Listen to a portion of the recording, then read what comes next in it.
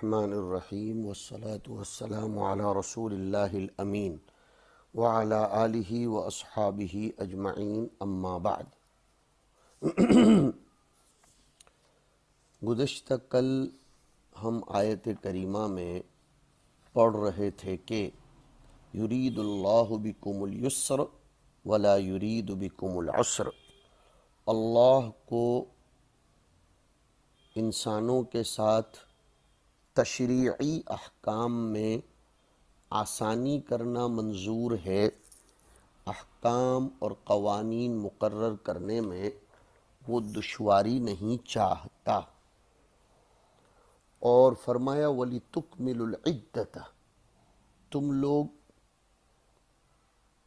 قضا کرنے میں جو چھوٹ گئے ہیں اس کی تکمیل کر لو، اور اللہ کی بزرگی، اس کی مدح و ثنا بیان کرو کہ اس نے تم کو ایسا طریقہ صوم کا عنایت فرمایا جس سے تم برکات اور ثمرات سے محروم نہیں رہو گے، اور تاکہ تم شکر کرو۔ دیکھو، بعض مجاہد ایسے ہوتے ہیں کہ مقویات نہیں کھاتے، اور جب یہ نعمتیں ان کو میسر نہیں ہوں گی تو اللہ کا شکر بھی نہیں ہوگا۔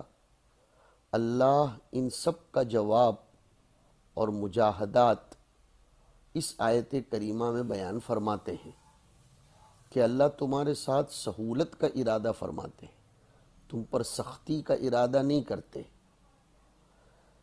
وہ کوتاہی نہیں ہونی چاہیے کہ ان مجاہدات میں دشواری ہی دشواری ہے، یہاں تو ایسی بات ہے نہیں۔ جن مجاہدات کی ریاضتوں کی ہدایت اور تعلیم کی گئی ہے وہ بہت لطیف، ہماری طبیعت و مذاق کے موافق اور نفع میں سب سے بڑھ کر ہے۔ ہاں، وَلِتُكْمِلُ الْعِدَّةَ، تم شمار کو پورا کر لو۔ یہ اس کوتاہی کو دور کیا گیا ہے کہ ان کے مجاہدے کا کہیں خاتمہ ہی نہیں اور نہ اس میں اکمال ہے، نہیں، یہاں اختتام بھی ہے اور اکمال بھی، کہ یہ ایسے مجاہدات نہیں ہیں کہ وہ کبھی ختم ہی نہ ہوں، نہیں۔ وَلِتُكْمِلُ الْعِدَّةَ، ایک کوتاہی یہ ہو سکتی تھی کہ مجاہدہ کر کے ناز ہوتا، اور یہ تو بہت سخت مضر ہے، اس لیے فرمایا ناز کو ختم کرنے کے لیے اور نیاز مندی پیدا کرنے کے لیے کہ وَلِتُكَبِّرُوا اللَّهَ عَلَى مَا هَدَاكُمْ، تاکہ تم اللہ کی بڑائی بیان کرو اس پر کہ اس نے تم کو راہ بتلائی، وَلَعَلَّكُمْ تَشْكُرُونَ، اور تاکہ تم شکر کرو۔ یہ اس کوتاہی کی تکمیل ہے کہ ان کے مجاہدے کے اختیار کرنے میں نعمتوں اور لذتوں سے محرومی تھی تو نعمتوں کا شکر بھی ادا نہ ہوتا تھا۔ اللہ نے ایسی آسانی اور تیسیر کر دی کہ سب کچھ کھاؤ پیو اور شکر کرو۔ بعض مفسرین نے لِتُكَبِّرُوا اللَّهَ عَلَى مَا هَدَاكُمْ سے عیدین میں پڑھی جانے والی تکبیرات بھی مراد لی ہیں۔ چنانچہ آپ نے دیکھا ہوگا کہ دونوں عید کے موقع پر اللہ اکبر، لا الہ الا اللہ، اللہ اکبر وللہ الحمد کثرت سے پڑھا جاتا ہے۔ جی ہاں، روزوں کے شمار کو پورا کرنے کے بعد اللہ اکبر عید کی نماز میں بھی، خطبے میں بھی، اور عید کے لیے جاتے آتے بھی پڑھا کرو۔ جی ہاں، بعض مفسرین نے اس کو بھی ذکر کیا ہے، اور آگے فرماتے ہیں وَلِتُكَبِّرُوا اللَّهَ عَلَى مَا هَدَاكُمْ میں کہ بعض مرتبہ مجاہدہ کرنے والوں کو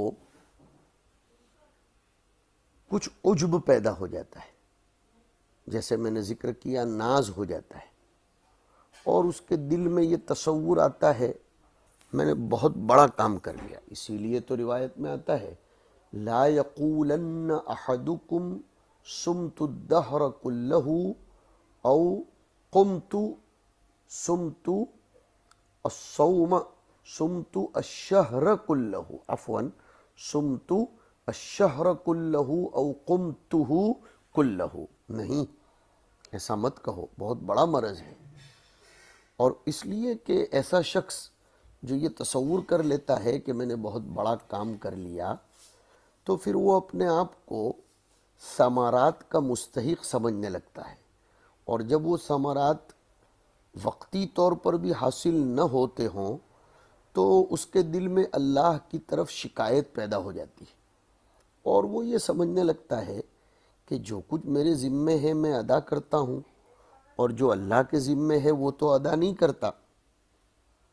جی ہاں، تو بتلایا کہ ہمارے ذمے کام ہیں، ثمرات مقصود نہیں ہیں. یہ کیا کم نفع ہے کہ ہم کو عمل کرنے کی توفیق میسر ہو جائے. ایک فارسی کے شعر میں کہتے ہیں کہ میں اسے پاؤں یا نہ پاؤں مگر اس کی جستجو کرتا رہتا ہوں، مقصود حاصل ہو یا نہ ہو آرزو کرتا رہتا ہوں. یابم او نہ یابم جستجو می کنم، حاصل آید یا نہ آید آرزو می کنم. اللہ کی بڑائی پیش نظر ہونی چاہیے، اپنے اعمال، اپنی ذات، اس کو کچھ بھی نہیں سمجھنا چاہیے. بجائے عجب کے شکر کی طرف طبیعت آئے گی اگر یہ کیفیت پیدا ہوگی. اس لیے فرمایا کہ جب اللہ کی بڑائی ہوگی تو شکر کی توفیق ہوگی کہ وَلَعَلَّكُمْ تَشْكُرُونَ. آج کل بہت سے لوگوں کی عادت ہو گئی ہے کہ رمضان کے بعد لوگوں کے سامنے بیان کرتے پھرتے ہیں ہم نے اتنے قرآن شریف ختم کیے اور ہم نے اتنے صدقات و نوافل کا اہتمام کیا. فرمایا ایسا مت کیا کرو. وَلَعَلَّكُمْ تَشْكُرُونَ، جیسے دل سے بڑائی ختم کرنے کی تعلیم ہے، اسی طرح زبان سے اللہ کی بڑائی بیان کرنے کا حکم ہے کہ عید کے راستے میں اللہ اکبر کہتے ہوئے جاؤ. اور بقرعید کے موقعوں پر تو 5 وقت کی نماز کے بعد اللہ اکبر زبان سے کہلوایا جاتا ہے کہ تم قربانی کرو یا روزے رکھو، تمہیں دل سے بھی اللہ کی طرف متوجہ ہونا چاہیے، زبان سے بھی. یہ بہت بڑا معاملہ ہے کہ عجب اس سے ختم ہو جاتا ہے اور انسان کی طبیعت نیاز مندی پر آتی ہے. جوش مسرت میں کہیں وہ اپنی طرف نسبتیں نہ کرنے لگے بلکہ اللہ ہی کی طرف اس کی نسبت ہو جائے. اس لیے فرمایا وَلِتُكَبِّرُ اللَّهَ عَلَى مَا هَدَاكُمْ. یہ بھی نفس کی تربیت ہے. رمضان کے روزوں میں نفس کی تربیت کی طرف بھی خصوصی توجہ ہے. رمضان کا تمام مہینہ مجاہدے کا وقت ہے، عید اس کا اختتام ہے. اس اختتام یعنی عید اور مقصود یعنی مجاہدہ رمضان کا، اس میں چند امور تو مشترک ہیں. وہ یہ ہے کہ رمضان المبارک میں بعض عبادتیں فرض ہیں تو بعض نفل ہیں، جیسے روزہ رکھنا فرض، تراویح و اعتکاف مسنون. عید کے دن میں بھی بعض عبادتیں واجب اور بعض مستحب. عید کی نماز واجب، صدقۃ الفطر واجب، لیکن غسل کرنا، عطر لگانا، اچھے کپڑے پہننا یہ مستحب. وَلِتُكْمِلُ الْعِدَّةَ، اس میں واو عطف کا ہے اور لام تعلیلیہ ہے. واو عطف معطوف علیہ کو چاہتا ہے اور لام جو علت اور غایت کا ہے وہ عامل کو چاہتا ہے. اب یہاں دو تقدیریں ہیں، لِتُکْمِلُ الْعِدَّةَ کا عامل، دوسرا اس عامل کا معطوف علیہ۔ تو عامل تو ہے یرید اللہ بکم اليسر، یہ ہے، اس سے مستفاد ہوتا ہے عامل، اور معطوف علیہ یہ ہے کہ شرع لکم الاحکام المذکورۃ، جو اوپر کی آیتوں سے مستفاد ہو رہا ہے کہ اللہ نے تمہارے لیے روزے کو مشروع کیا اور اس کے احکام میں سہولت پیدا فرمائی تاکہ لِتُکْمِلُ الْعِدَّةَ، تم ایک مہینے کا شمار پورا کر لو، کیونکہ اس شمار کے پورا کرنے میں تمہارے لیے بہت سے نفع ہیں۔ اس سے لازم آیا کہ اکمال عدت مقصود ہے، کیونکہ اس پر لام غایت داخل ہوا ہے، غایت مقصود، اور ہر کام میں غایت مطمح نظر ہوتی ہے کیونکہ وہ مقصود ہے۔ یسر کی مقصودیت ثابت نہیں ہو رہی ہے، یہ بات اور ہے، یہ جو ابھی ہم نے تقریر کی اس سے، حالانکہ ظاہراً اس بات یسر زیادہ محتم بالشان ہے۔ اس لیے دوسری توجیہ بعض مفسرین نے یہ بھی کی کہ یرید اللہ بکم اليسر کو قوت میں اسی جملے کے کر دیا جائے کہ یرید بکم اليسر اور اس کا عامل شرع بکم الاحکام المذکورۃ کو کہہ دو، اور حاصل کلام یہ نکالو کہ شرع اللہ لکم الاحکام المذکورۃ لیرید بکم اليسر ولیزیل عنکم العسر ولتکملوا العدۃ۔ اللہ نے روزے کے احکام اس لیے مشروع کیے کہ لیرید بکم العسر، وہ تم کو آسانی دینا، تنگی کو رفع کرنا چاہتے ہیں، تنگی کو دور کرنا چاہتے ہیں۔ ہاں، ہمارے صاحب جلالین بھی یرید اللہ بکم اليسر کو غایت مانتے ہیں، اسی لیے بیچ میں انہوں نے ایک جملہ کہا ہے کہ وَلِكَوْنِ ذَلِكَ فِي مَعْنَى الْعِلَّةِ أَيْضًا لِلْأَمْرِ بِالصَّوْمِ اُطِیفَ عَلَيْهِ وَلِتُکْمِلُوا الْعِدَّةَ۔ تو اللہ نے روزے کے احکام کو اس لیے مشروع کیا تاکہ وہ تم کو آسانی دے اور تاکہ تم شمار کو پورا کرو۔ اس صورت میں اب دو مقصود ہوئے، ایک تو یسر، ایک یسر، ہاں، اور دوسرا اکمال عدت۔ عادت یہی ہوتی ہے کہ اگر کوئی عارض نہ ہو تو اہم کو پہلے ذکر کیا جاتا ہے، تو آسانی اسی توجیہ پر غایت درجہ آیت کی مدلول ہوگی، کیونکہ لام داخل ہونے کے سبب وہ خود بھی مقصود ہوگی، اگرچہ ثواب رضائے خداوندی مقصود ہے مگر آسانی بھی تو فی نفسی ہی مقصود ہے۔ مصنف اسی طرف جا رہے ہیں، اس تقدیر پر صرف عامل مقدر ہوگا، باقی معطوف علیہ ظاہر ہوگا، اس لیے اسی کو اولا مانو، اور ہر حالت میں یسر ثابت ہے۔ ثبات یسر پر جو نتائج مرتب ہوتے ہیں اس کو سمجھو۔ اول تو یہ کہ بے روزوں کو شرم کرنا چاہیے کہ اللہ تعالیٰ صاف وعدہ کرتے ہیں کہ ہم تو روزوں میں تم کو آسانی دینا چاہتے ہیں، تنگی دور کرنا چاہتے ہیں، اور یہ لوگ روزے میں دشواری ظاہر کر کے نا حقیقت شناس مخالفین کو فرمان خداوندی پر ظاہراً اعتراض کا موقع دیتے ہیں۔ ایسے ظالموں کو سمجھنا چاہیے کہ تم روزہ رکھ کر تو دیکھتے، اس کے بعد اس کو دشوار کہتے۔ سب سے پہلے تو روزے میں روحانی یسر عنایت ہوا، پھر جسمانی یسر بھی ہے، اللہ فرماتے ہیں ہم روزے کو آسان کر دیتے ہیں جی، اور جب ہمارا ارادہ یسر کا ہے تو مراد اور ارادے میں تخلف نہیں ہو سکتا، مراد یقیناً متحقق ہوگی۔ جی ہاں، لوگوں نے واقعات بھی لکھے ہیں کہ کچھ لوگ کئی سالوں تک روزہ نہیں رکھتے تھے، جب ان کے سامنے یہ آیت پیش کی گئی کہ یرید اللہ بکم اليسر، رکھ کے تو دیکھو، چاہے رکھنے کے بعد درمیان میں دشواری معلوم ہو تو توڑ دینا۔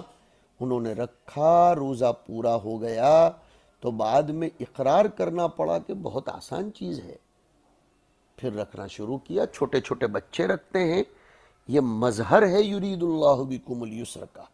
یہ روزے کی خاصیت ہے کہ اس میں اشیاء ثلاثہ کا ترک آسان ہو جاتا ہے۔ اگر کوئی آدمی بغیر نیت روزے کے دن بھر بھوکا پیاسا رہتا ہے تو دشواری محسوس ہوتی ہے، لیکن نیت صوم کے بعد تیسیر ہی تیسیر ہوتی ہے، اس لیے کہ اللہ کی مراد ہے یسر۔ بغیر نیت کے چونکہ وہ صوم نہیں، اور نیت کے ساتھ صوم ہے، اس لیے اس میں یسر ہو جائے گا۔ تو شرع اللہ لکم الصوم للیسر و اکمال العدت و لتکبروا اللہ علی ما ہداکم۔ متعدد غایات ہو گئیں، ایک پر دوسری غایت کو عطف کیا۔ اللہ کی ایک نعمت تو یہ ہوئی کہ روزے کو مشروع کر دیا، ورنہ ہم کیسے رکھتے۔ دوسرا یہ کہ اس کو آسان کیا۔ تیسرا یہ کہ ایسی رعایت فرمائی کہ جس سے شمار کا پورا کرنا آسان ہو گیا۔ اس کے بعد اللہ کی عظمت دل میں آتی ہے ان سب غایات کو دیکھ کر، تو پھر اللہ کی تکبیر کہنے کو دل چاہتا ہے۔ یہ چوتھی نعمت۔ اب اس کا دشوار ہونا یہ تو کسی بھی صورت میں ماننے میں نہیں آتا۔ تو رمضان میں یسر ہی یسر ہے، لوگوں کے لیے ان روزوں کا اہتمام بڑا آسان ہو جاتا ہے۔ اللہ اس نعمت پر ہمیں متنبہ کرتے ہیں کہ ہم نے اس کو تمہارے لیے آسانی کر دی، اور جب اتنی سب ہم نے تمہارے لیے آسانی کر دی تو تم اللہ کی بڑائی بیان کرو۔ جی ہاں، اللہ اکبر بکثرت کہہ دیا کرو۔ اور منعم جب اتنا بڑا منعم ہے تو بار بار اس کی کبریائی جب ہوگی تو دل میں سے کبر کا رذیلہ ختم ہو جائے گا، تواضع پیدا ہوگی، نفسانیت ختم ہو جائے گی، انابت پیدا ہوگی۔ اور یہ چیز بھی تو روزے کی غایات اور اس کے مقاصد میں سے ہے کہ انسان کا نفس کچلے۔ جی ہاں، شیطان تو کچل نہیں سکتا، لیکن نفس کچل سکتا ہے۔ نفس کی اصلاح ہوگی۔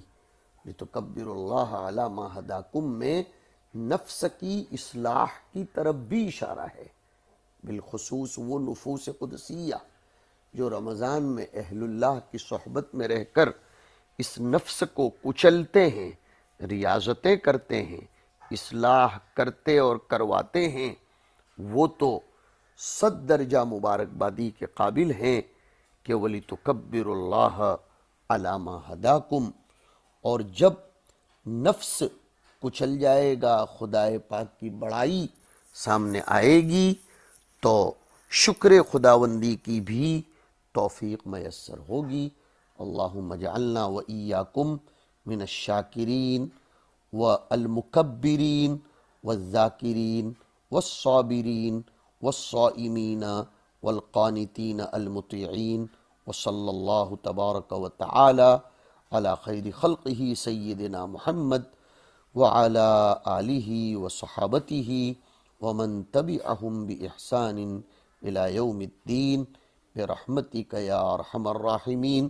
ربنا تقبل منا انک انت السمیع العلیم وتب علینا یا مولانا انک انت التواب الرحیم۔ والسلام علیکم ورحمۃ اللہ وبرکاتہ۔